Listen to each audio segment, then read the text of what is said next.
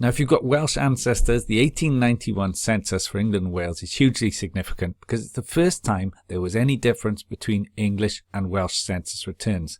Now, I've got up the census for my 3 times great-grandmother, Margaret Worthing, born Margaret Jones here, and I'm very pleased to have a photo of her. And in this, you can see the column language spoken. So we've got English, Welsh, or both. Now, Margaret is here, Margaret Worthing, and she was the only one in the household who spoke both Welsh and English.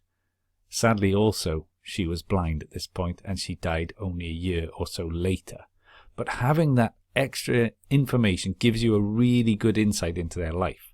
Now, if I compare it to one of my other ancestors alive at the same time on the English side of the border, you can see there is not that column.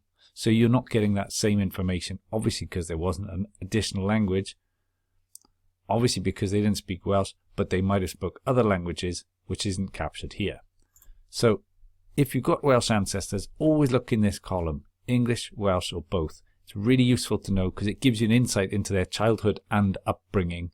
And knowing that Margaret spoke Welsh, it means I can start to picture her as a child speaking Welsh in her family and just get to know her that bit more. Now, for more on these censuses, watch my video. Now, I've got more videos for you to check out if you've got Welsh ancestors or on censuses in general here, and I'll see you there.